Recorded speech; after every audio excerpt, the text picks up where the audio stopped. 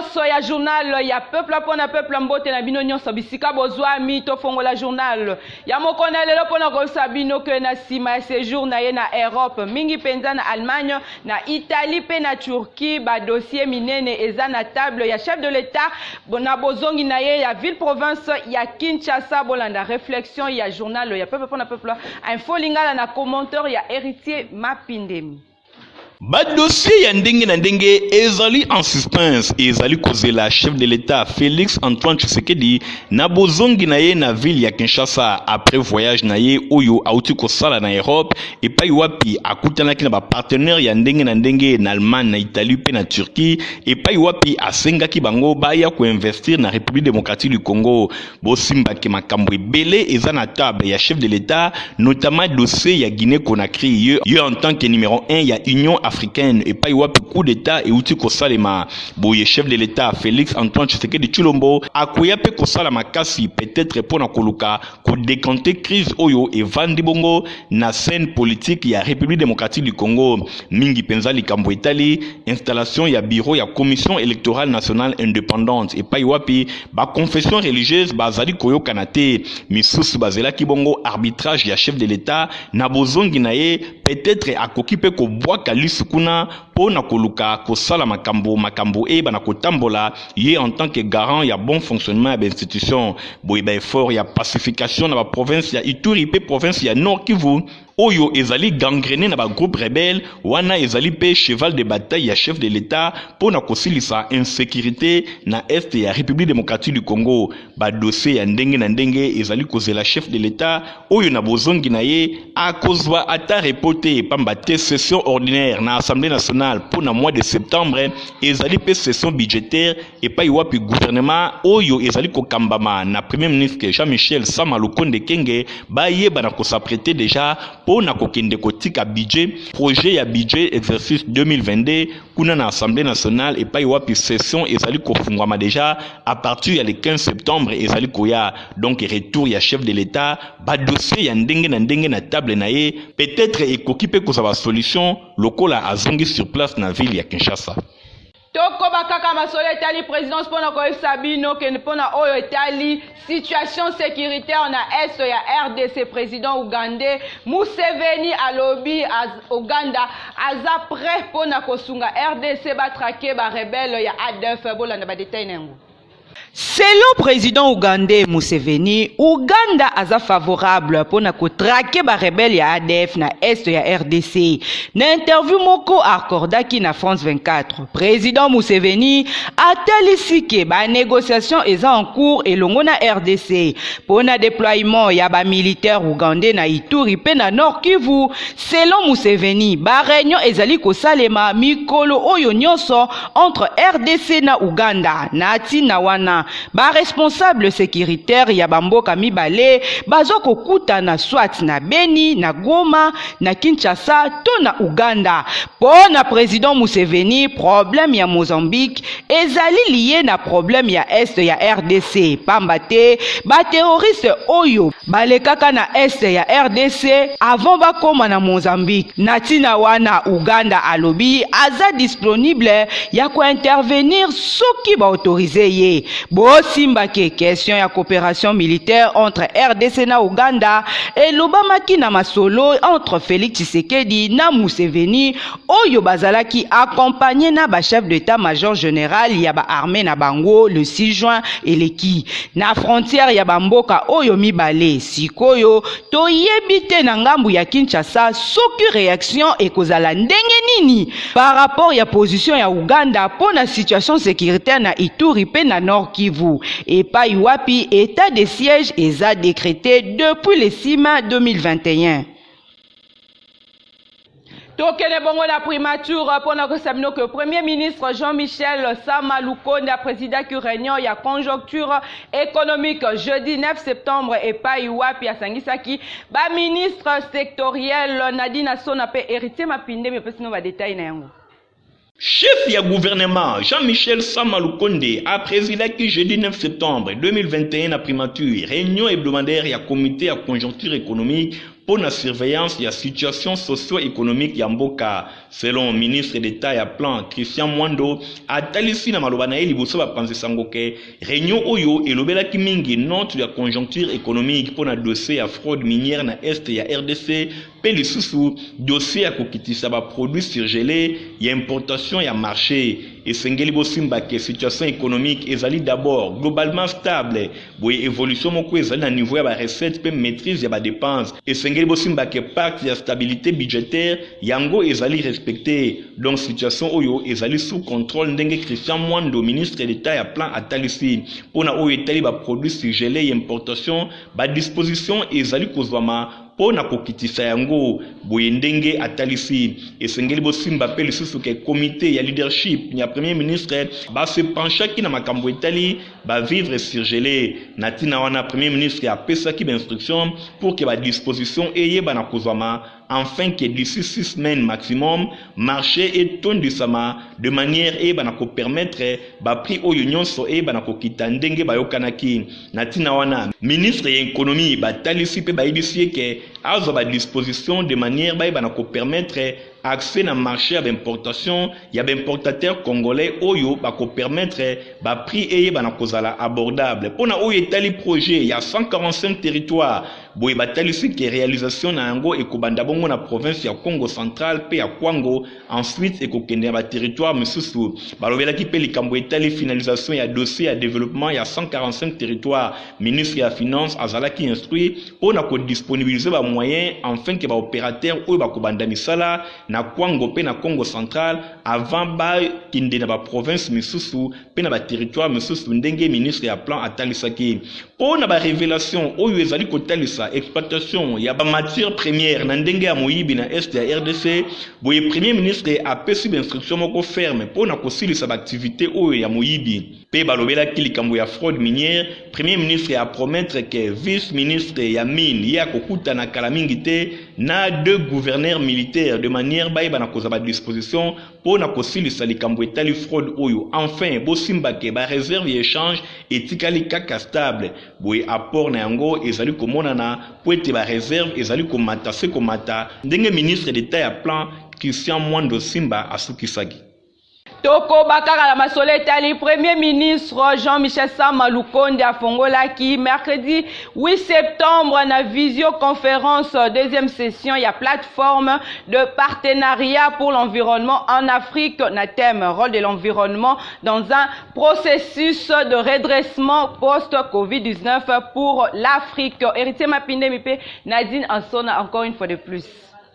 Premier ministre Jean-Michel Sama Lukonde a fongolaki depuis mercredi 8 septembre 2021 na visioconférence deuxième session ya plateforme de partenariat pour l'environnement en Afrique PPEA na Mokuse. Session oyo batuelele bazwaki par le secrétaire exécutif ya nouveau partenariat pour le développement de l'Afrique NEPAD na Mokuse pe expert ya secteur ya environnement oyo ezalaki centré mingi na thème ya environnement dans un processus de redressement post-Covid-19 pour l'Afrique, exploiter les opportunités et relever les défis. Na discours d'ouverture na misala, Premier ministre Jean-Michel Sama Lukonde Kenge a lobelaki mingi na kombo ya chef de l'État Félix Antoine Tshisekedi Tshilombo oyo azali pe numéro 1 ya Union africaine, a remercié ba participants pour la présence na bango na misala oyo ezali kotambola sous format virtuel pour la raison ya Covid-19. Na makambo etali objectif poursuivi ya plateforme ya partenariat pour l'environnement en Afrique oyo ezali ko consister ko promouvoir gestion durable et environnement na continent africain pe ko renforcer partenariat, coordination avec différents intervenants,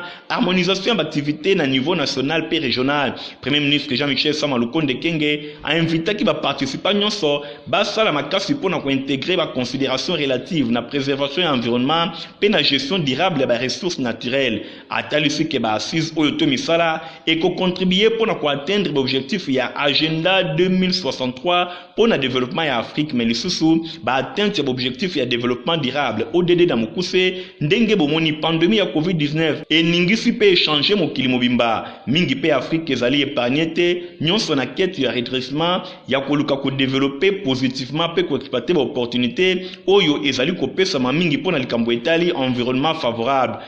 présent dans le continent pour relever des défis oyo Afrique azali confronté ndenge Jean-Michel Sama Lukonde Kenge abakisaki pour na chef ya gouvernement ba opportunité oyo ezali ko s'offrir na continent africain ezali nde koluka ndenge nini komema yango na ndenge ya malamu ba initiative régionale mondiale oyo ezali komonana notamment programme africain Groots Stimulus ya programme oyo ezali bongo programme moko panafricain na oyo etali restauration ba écosystème programme One Health oyo pe ba programme misusu pona programme oyo totangeli bino premier ministre Jean-Michel Sama Lukonde Kenge alobi ezali dénominateur commun à savoir recherche ya bien-être humain kati na promotion ya gestion durable ya environnement pe ba ressources naturelles. Jean-Michel Sama Lukonde Kenge na occasion oyo a informaki assistance na expérience importante oyo RDC azana yango pona ba effort ya préservation ya ba ressources naturelles.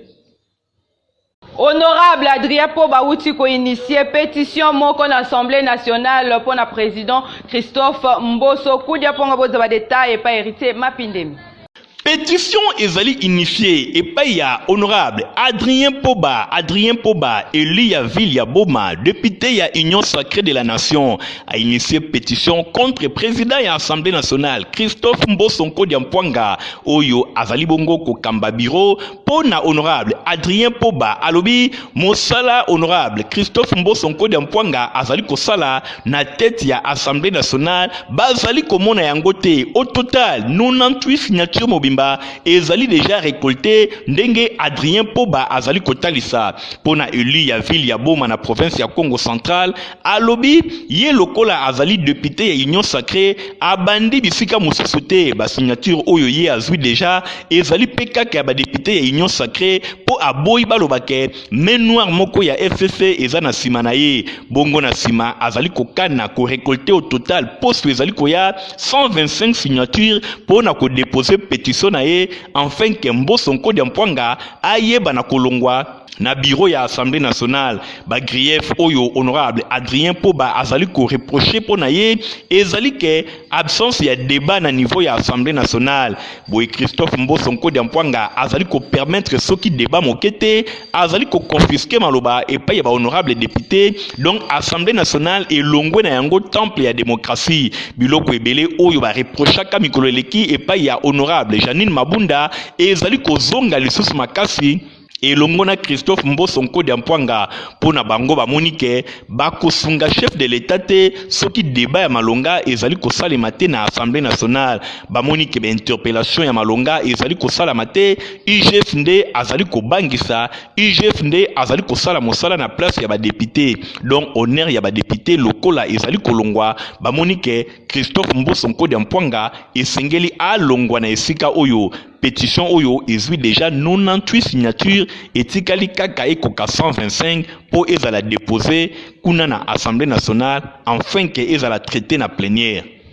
To continuer quand on va faire des sociétés et longo na baka niveau oeza boucher na ville province ya Kinshasa pe kala mingi te ezali koyamba bamvula to yebite soki e ko sala mandenge nini bola na réponse ya Dorcas Buba.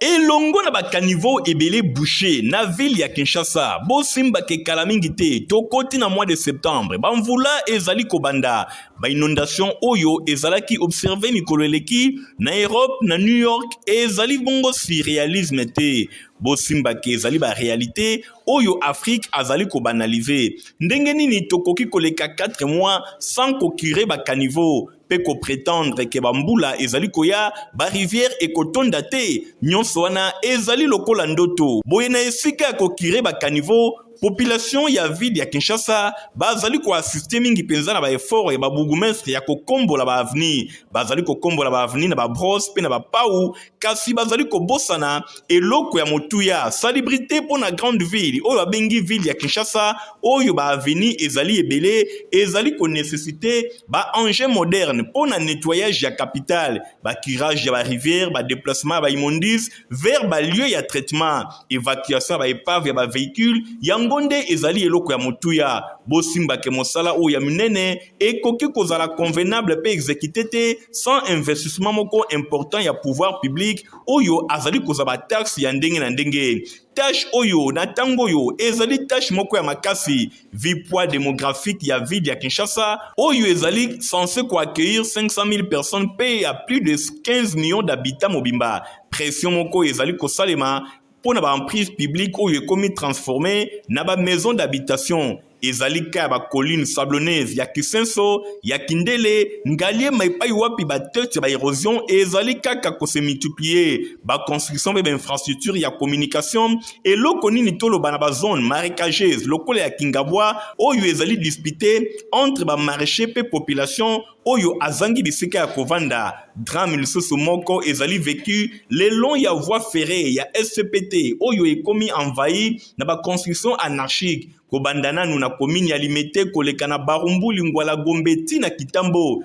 Tangu tuyebi ke bakaniveau pe bacours d'eau ya ville ya Kinshasa ezali rempli na ba objet en plastique. Yangonde ezali kobenda drame moko ya makasi tozali ko se préparer na ba inondation ba destruction ya flore et pollution ya air pe ba difficulté ya ndenge na ndenge pona mai eyeba na koleka. Liboso ya makambo nyonso oyo hôtel de ville ya Kinshasa esengelaki te a se limiter kaka na kokombola ba avenir ya minene kasi ko sensibiliser population enfin ke bayiba na ko réduire sensiblement pollution ya bakaniveau pe bacours d'eau po ete protection ya bato esengeli eyeba na kosalema infrastructure ya communication pe investissement oyo ezali réalisé avec beaucoup de peine na ba opérateurs locaux pe étrangers. Na religion bosimba ke église tabernacle de vainqueur o ekambamaka na révérend pasteur Eric Mwamba bazo fêter premier anniversaire na bango samedi 11 septembre til lundi 13 na thème l'unité d'un seul lieu dans une seule église. Héritier Mapindemi, Fabrice Londombi, reportage.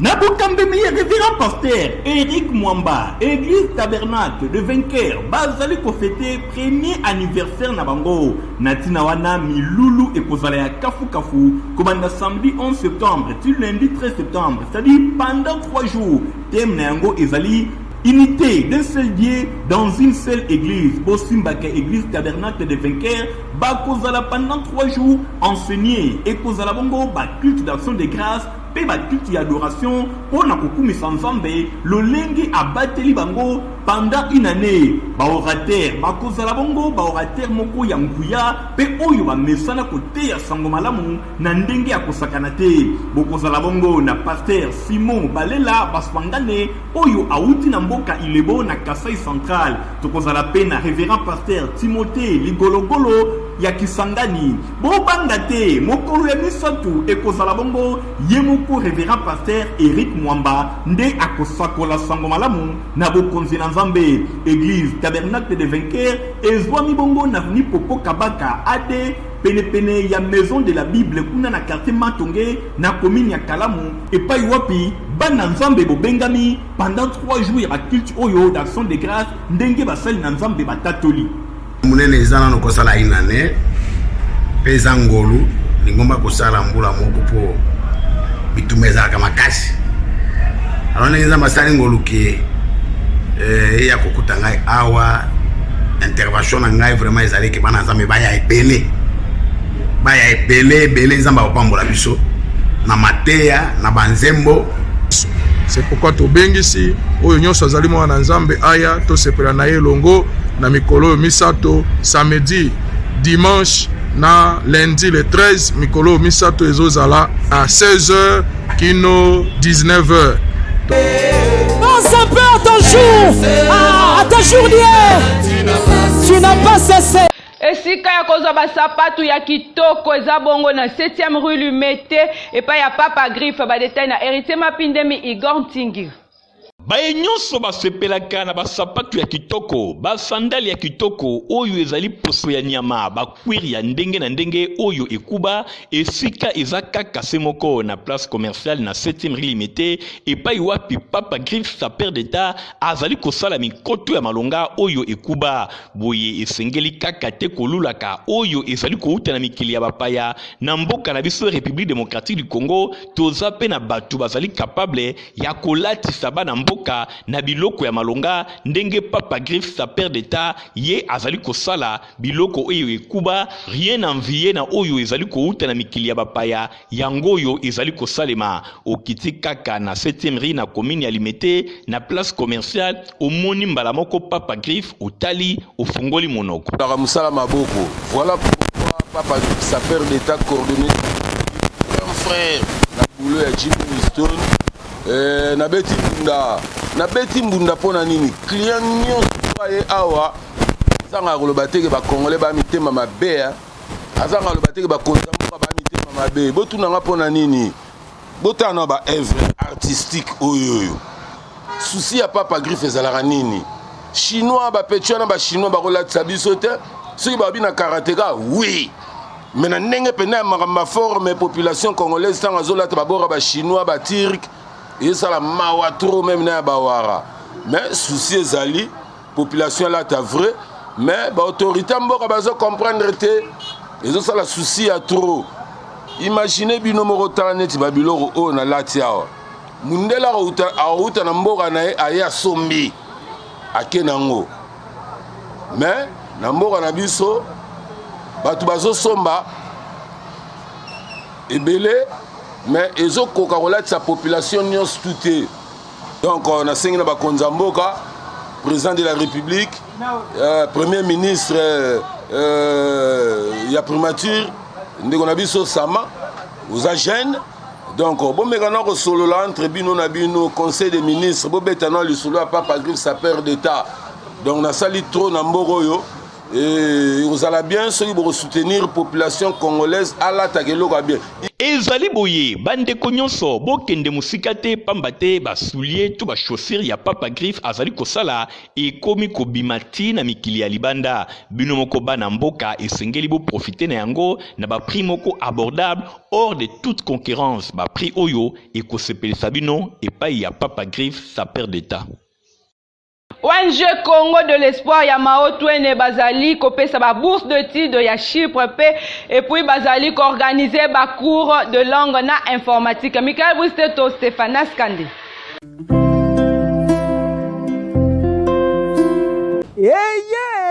ONG de Congo de l'espoir ya mwana mboka le président Maotwene eye libino makambo ya kolinga kadi otuninga eza nini Congo de l'espoir ememeli bino opportunité to libaku ya kokende kotenga na Chypre pour la nouvelle année académique 2021-2022 batieli bino ba bourse d'études ya kaka na passeport na yo na ba bulletin ya 4e, 5e pe 6e des humanités na 2 semaines ya pamba oyoki 2 semaines ya pamba ozwi visa na yo kitoko opesi Kinshasa na pipo biso ONG Congo de l'espoir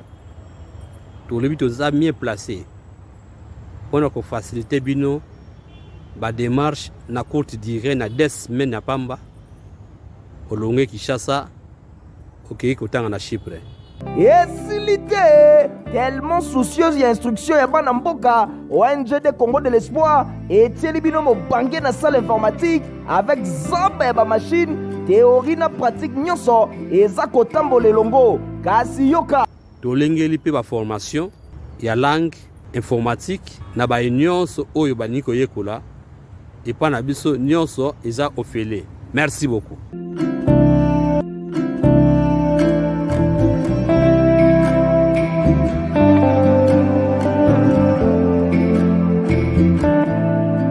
okanisi esili tin Congo de l'espoir ya président Maotwene etieli bino bacours ya alphabétisation gratuite yaka koyekola français anglais pe lingala okofuta eloko te otuni ngai adresse mpona barenseignement ya kokende kotanga na Chypre pe bacours ya informatique yaka na route Matadi numéro 3 bis référence arrêt Libulu Camp Badiading kasi mpona bacours de langue to pe alphabétisation yaka na route bypass arrêt Munongo na avenue Kimwingu numéro 43 p 45 na kati école excellence. Congo de l'espoir président Maotwene balobi toujours derrière vision et gratuité enseignement prôné na président de la République Fachi Béton Boye.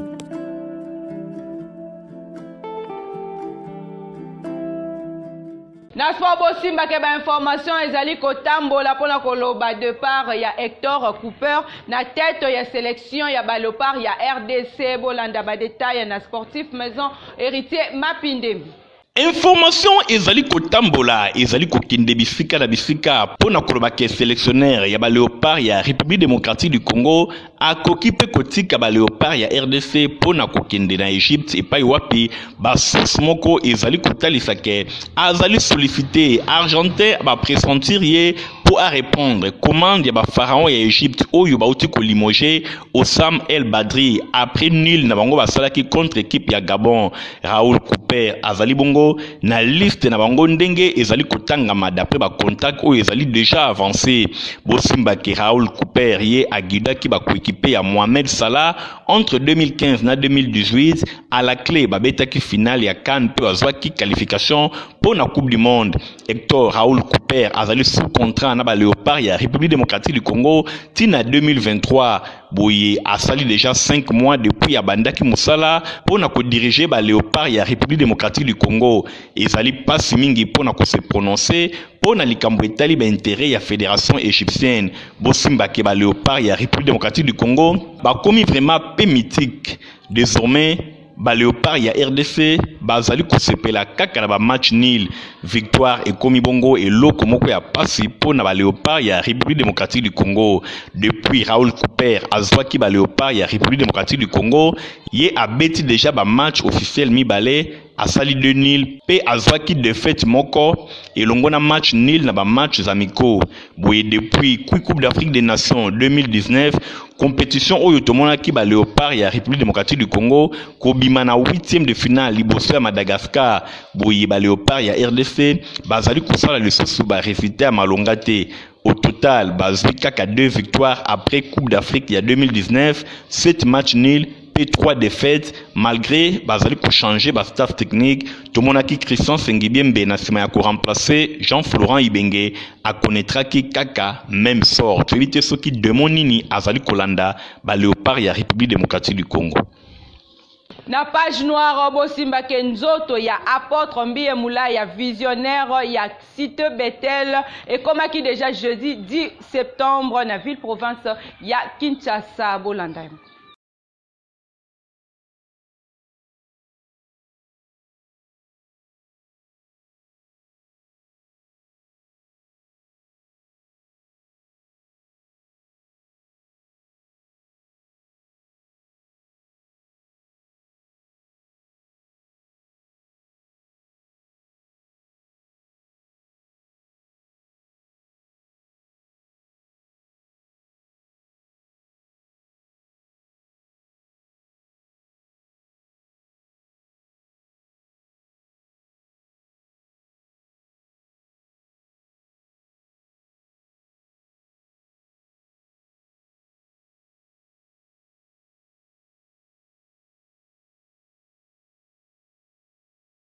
toye pona koyamba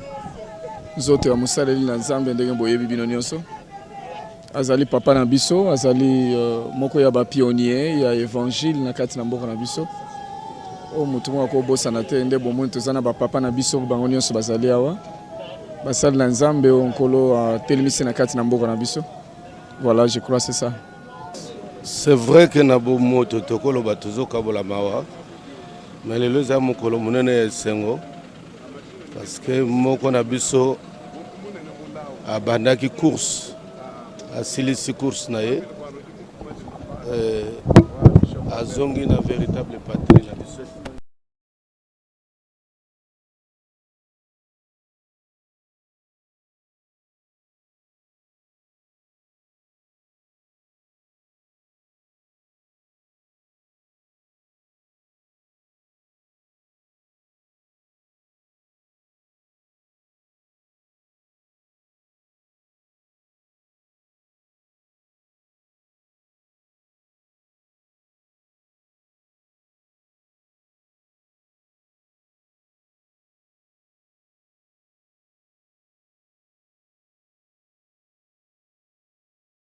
Merci na héritier Mapinde mina info ya ba journaux uti ko pesa biso nde pesa biso nzela to boucler info lingala ya mokona lelo soki bosepela kinango na sima ya caméra Jean-Pi Matondo na montage Aimé Katimanga Fabrice Londombi supervision ekoma maka epa ya Yemeyo héritier Mapinde mingala bino tokuta mikolo ezali koya avec le même plaisir.